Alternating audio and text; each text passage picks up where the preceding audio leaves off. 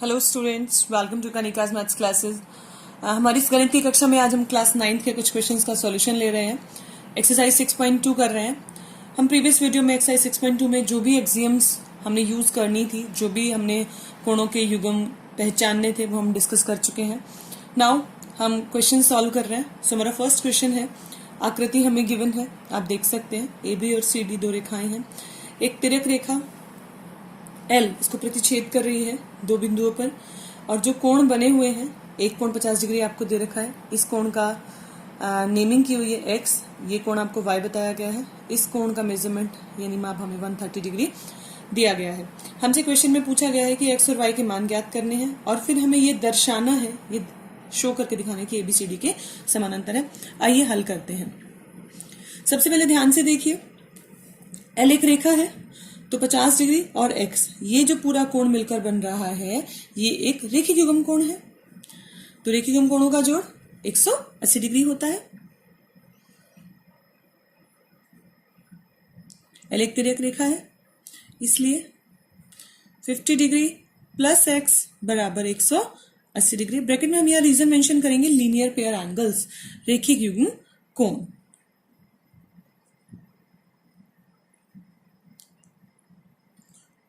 अब यहां से देखिए, हम x का मान निकाल सकते हैं, 180 डिग्री माइनस 50 डिग्री, तो ये आपके पास आ जाएगा, x की वैल्यू आ गई 130 डिग्री। अब देखिए इस पार्ट में, देखिए सीधी रेखा पर y और 130 डिग्री, ये कैसे कोण है?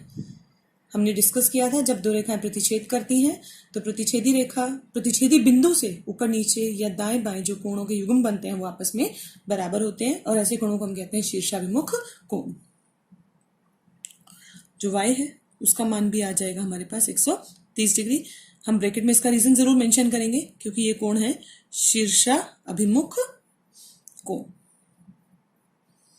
ठीक है, x की वैल्यू भी हम निकाल चुके हैं, y की वैल्यू भी निकाल चुके हैं। अब देखिए, x की वैल्यू भी 130 आई है, y की वैल्यू भी 130 आई है, तो x और y दोनों एंगल बराबर हो गए। ठीक है, हमने जब एग्जाम्स पढ़ी थी, हमने डिस्कस किया था कि जब दो रेखाएं इस तरह से हो और एक तिर्यक रेखा उन्हें प्रतिच्छेद करे, एकांतर कोणों की युग्म, एक भी युग्म अगर एकांतर कोणों का बराबर हो तो दोनों रेखाएं समानांतर होती हैं। वो हमने अभिक्रिया जब आपको पढ़ाई थी तब बताया था, तो आप यहां मेंशन कर सकते हैं, क्योंकि ये एकांतर अंतः कोण है, और जब एकांतर अंतः कोण बराबर होते हैं तो रेखाएं समानांतर होती हैं, इसलिए AB और CD रेखा हो जाएगी समानांतर। आपको क्वेश्चन में यही प्रूव करना था।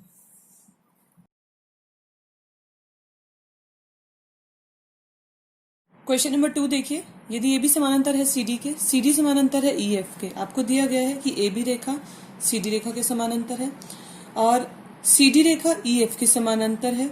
ठीक है, तो आपको x y और z अनुपात भी दे रखा है। ये आपका एंगल y है, ये वाला, ठीक है, ये एंगल z है, आपको इन दोनों का अनुपात दे रखा है 3:7। तो आपको x का मान ज्ञात करना है। आइए शुरुआत करते हैं। हमें दिया गया है क्वेश्चन में कि AB जो है वो CD के समानांतर है। ठीक है, L एक तिर्यक रेखा है। जब हमने अभिक्रिया पढ़ी थी, हमने बताया था आपको कि तिर्यक रेखा के एक ही तरफ बने अंतः कोणों के युग्म संपूरक होते हैं। ठीक है, तो हम उसी एक्सियम का यूज कर रहे हैं कि तो हो जाएगा आपका x + y बराबर 180 डिग्री। ये हमारी इक्वेशन नंबर हो गई 1। अब ध्यान से देखिए, ये एंगल y है, ये एंगल इस एंगल के इक्वल होगा, इसको हम एंगल 1 लिख लेते हैं। y बराबर एंगल 1। शीर्षाभिमुख कोण, जब दो रेखाएं प्रतिच्छेद करें, क्रॉस बने, तो दाएं बाएं के कोण या ऊपर नीचे के कोण जो है वो बराबर होते हैं। ऐसे कोणों को हम क्या कहते हैं? शीर्षा अभिमुख कोण। इन कोणों को ऊर्ध्वाधर सम्मुख कोण भी कहा जा सकता है।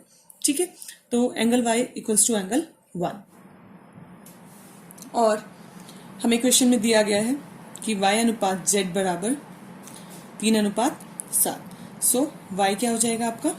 कोई कॉमन नंबर हम साथ मल्टीप्लाई करते हैं जब भी हम अनुपात हटाते हैं। तो y हो गया आपका 3k, y 3, z का अनुपात है 7 तो z हो गया 7k। अब देखिए CD समानांतर है EF, ठीक है, ये तिर्यक रेखा है।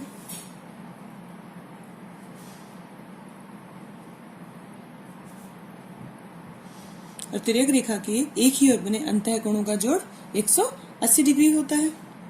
So angle 1 plus z equals to 180 degree. Clear. अब वन एंगल किसके इक्वल है, y के, तो ये y plus z equals to 180 degree. और y की वैल्यू हमारे पास है 3k, z की वैल्यू है 7k equals to 180 degree. 3 plus 7 10, 10 के इक्वल्स टू 180 डिग्री। यहां से हमारे पास k की वैल्यू हो जाएगी 180 degree upon 10, that is 18 degree. So y क्या हो जाएगा आपका, y की वैल्यू हो जाएगी 3k है ना, तो 3 into 18 that is 54 degree.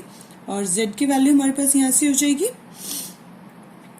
7k, that is 7 into 18 126 degree.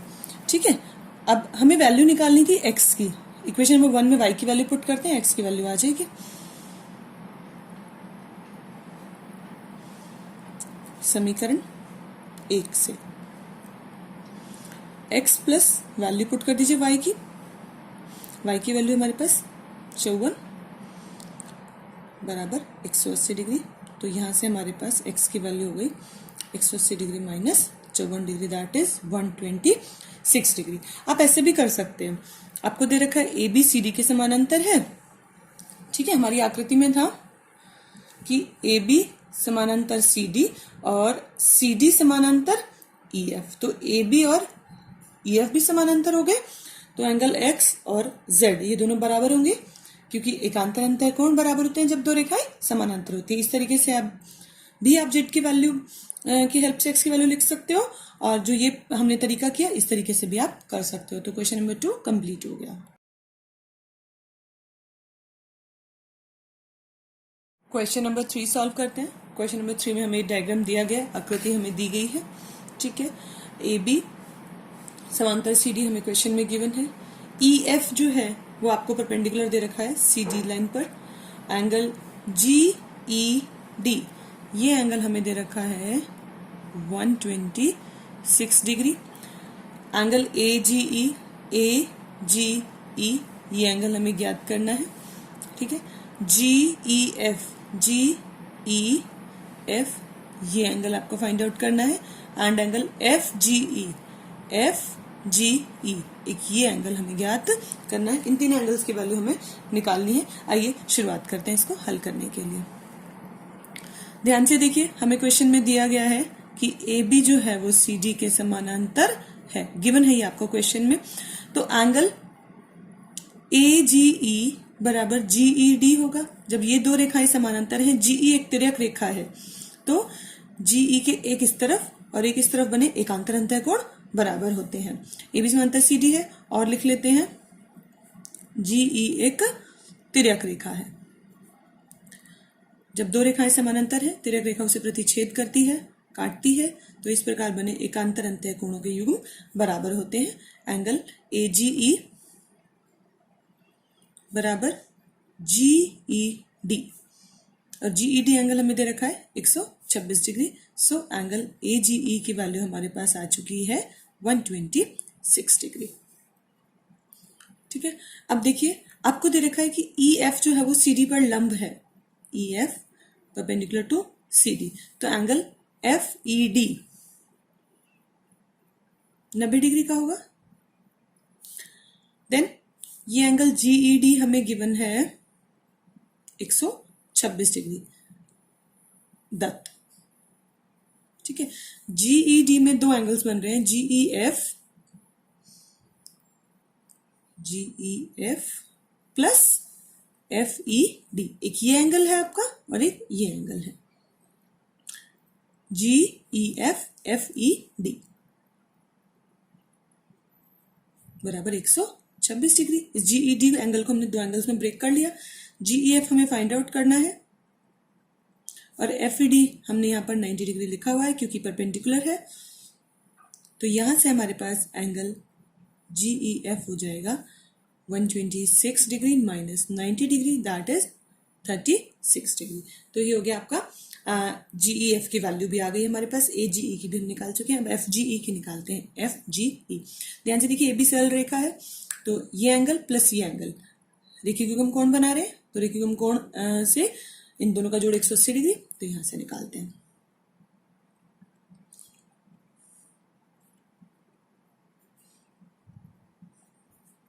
AB एक रेखा है इसलिए एंगल AGE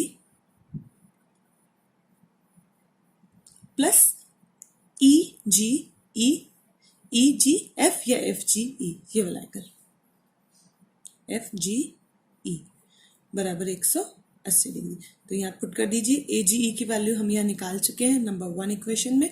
तो ये हो गया आपकी AGE की value 126 plus 180, sorry we have written it wrong, 126 degree plus FGE बराबर 180 डिग्री। तो यहां से आपके पास FGE की वैल्यू आ गई है 180 डिग्री माइनस 126 डिग्री, तो ये आ गई आपके पास 54 डिग्री। तो इन दिस वे हमने तीनों एंगल्स की वैल्यू निकाल ली। क्वेश्चन नंबर 3 कंप्लीट हो गया।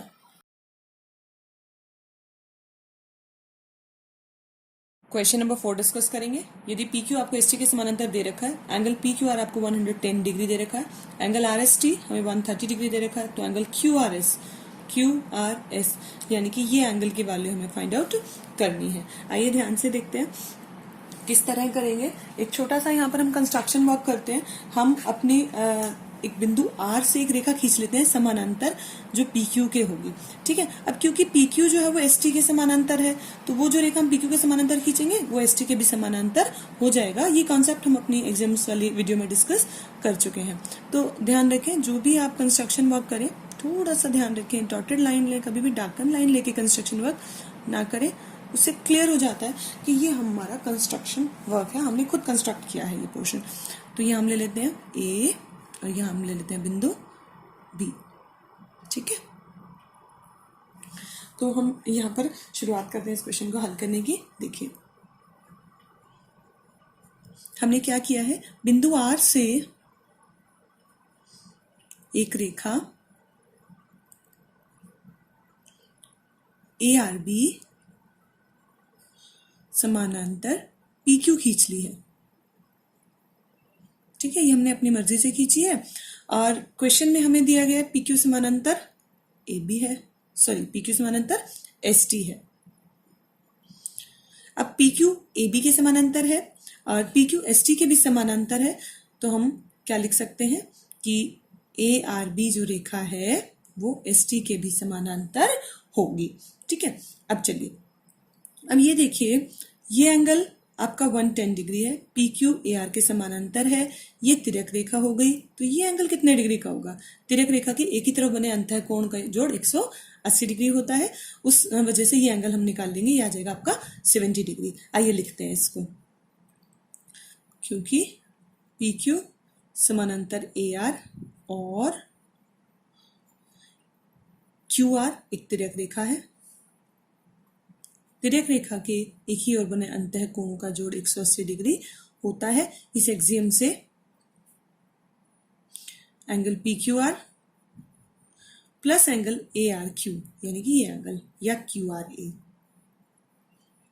बराबर 180 डिग्री। यहां से आप सॉल्व करें, PQR हमें 110 गिवन है क्वेश्चन में, देखिए 110 डिग्री जमा QRA बराबर 180 डिग्री। तो यहां से एंगल QRA हो जाएगा हमारे पास 180 degree minus 110 degree, that is 70 degree, ठीक है। अब ये एंगल निकालते हैं। जब ए आर बी समानांतर है एस टी के और आर एस एक तिर्यक रेखा है, तिर्यक रेखा के एक ही तरफ बने अंतर कोणों का जोड़ 180 डिग्री होता है। वही सेम एग्जाम हम यहाँ पर फिर से लगा रहे हैं।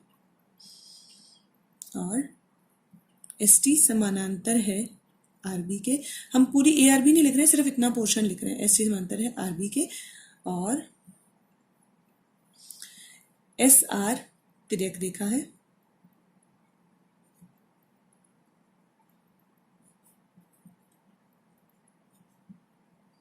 ठीक है, so angle T S R या आर एस टी जो कि हमें गिवन है, R S T 130 degree, R S T plus S R B,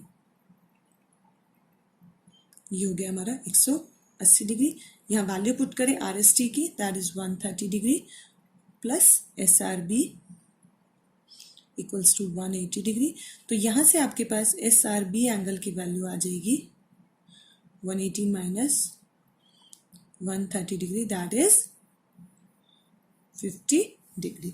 ठीक है, अब ये दो एंगल हमारे पास आ चुके हैं। ये एंगल कितना आया आपका 70 डिग्री और ये एंगल कितना आया है 50 डिग्री। अब ध्यान से देखिए, ए आर बी एक सरल रेखा है, सरल रेखा पर जो कोण बनता है उसका जोड़ कितना होता है 180 डिग्री।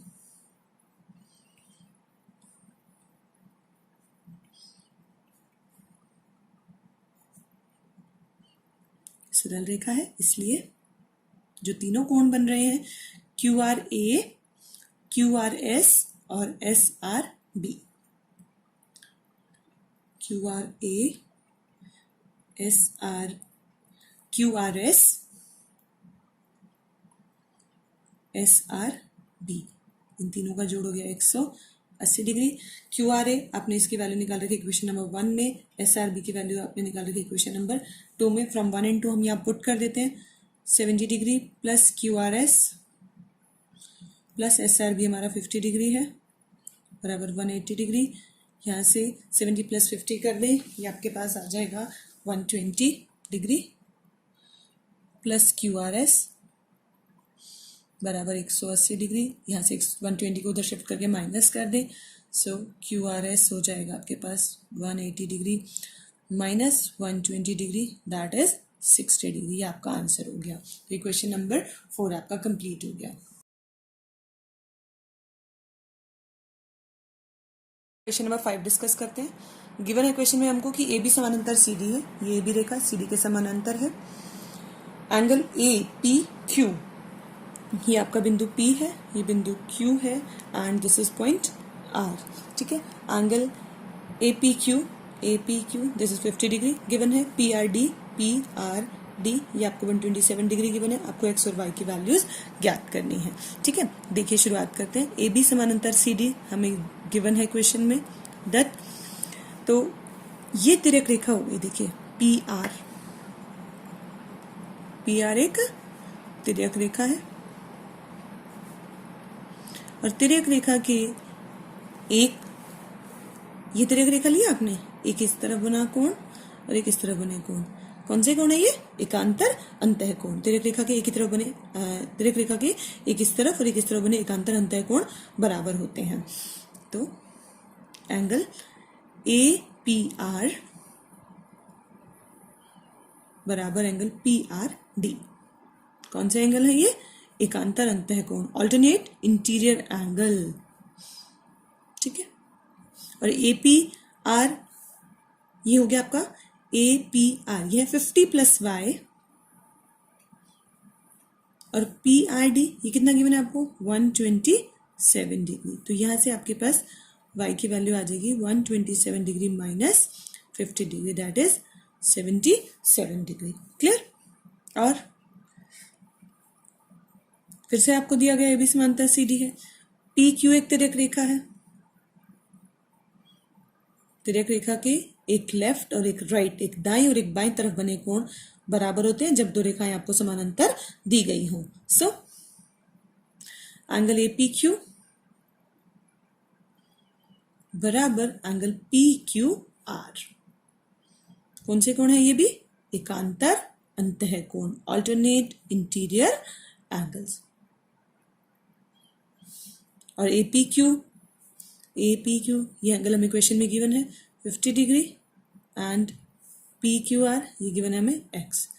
सो एक्स की वैल्यू क्या आ गई हमारे पास 50 डिग्री। तो आपका क्वेश्चन नंबर 5 कंप्लीट हो गया। आपको एक्स और वाई की वैल्यूज निकालनी थी, वो हमने निकाल दी।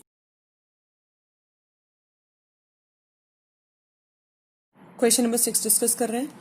पी क्यू और आर एस दो दर्पण आपको दिए गए हैं, पी क्यू और आर एस, ठीक है, जो एक दूसरे के समांतर रखे गए हैं। एक आपतन किरण है ए बी जो पी क्यू से बी पर टकराती है, ये आपतन किरण है।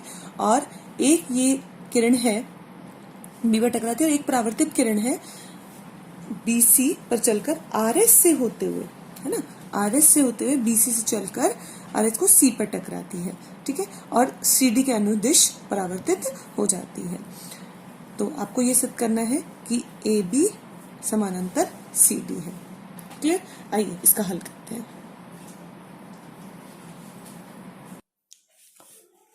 यहाँ पर कुछ कंस्ट्रक्शन वर्क किया हमने। मैंने एक परपेंडिकुलर ड्रॉ किया है, ठीक है,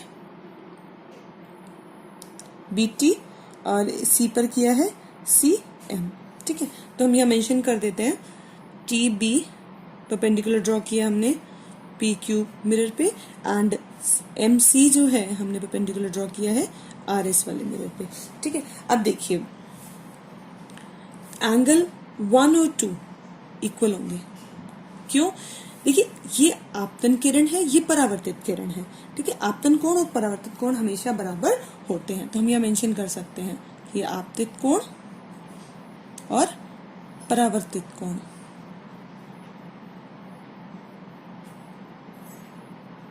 बराबर होते हैं।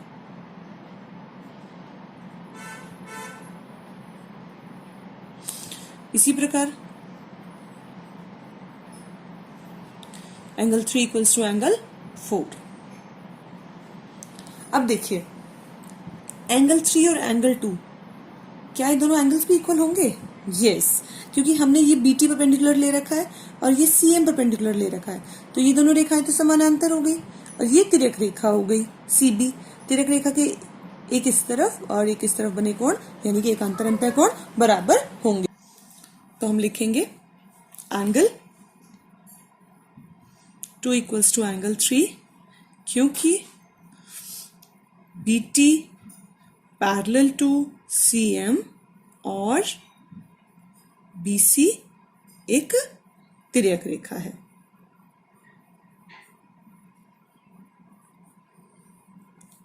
सो ये इक्वल हो गया। अब देखिए 1 2 के इक्वल है, 2 4 के इक्वल है, एंड 3 भी 4 के इक्वल है, ठीक है। ये आपकी equation number 1, this is equation number 2 and this is equation number 3। अब देखिए जब 2 3 के इक्वल है एंड 3 4 के इक्वल है, सो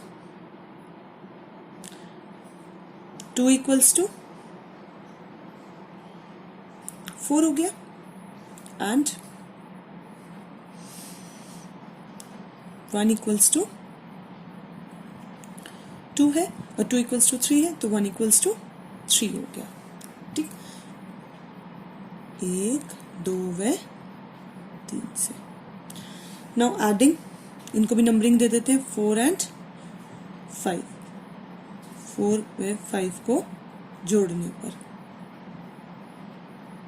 जब आप 4 और 5 को जोड़ेंगे लेफ्ट लेफ्ट में जुड़ेगा, राइट राइट में जुड़ेगा, so you get 1 + 2 is equals to 3 + 4। अब आकृति में देखिए 1 + 2 क्या है आपका, ये एंगल 1 है, ये 2 है, ये एंगल 1 क्या है आपका बी सी डी, 1 + 2 क्या है हमारा एंगल बी सी डी, और 3 + 4 क्या है ए बी सी। आइए लिखते हैं 1 + 2 है हमारा बी सी डी एंड 3 + 4 है हमारा ए बी सी। फिर से देखिए आकृति को ध्यान से, ये एंगल पूरा और ये एंगल इक्वल है, ये एक तिर्यक रेखा है, तिर्यक रेखा के एक लेफ्ट और एक राइट में बने कोण बराबर हैं, तो इसका मतलब ये दोनों रेखाएं कैसी होंगी, समानांतर होंगी। तो लिखेंगे परंतु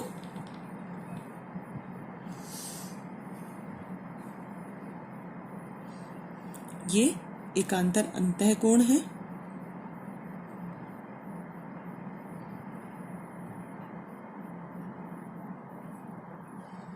सो ए बी समानांतर सी डी, यही आपको प्रूव करना था। सो आपकी एक्सरसाइज कंप्लीट हो गई 6.2। Thank you.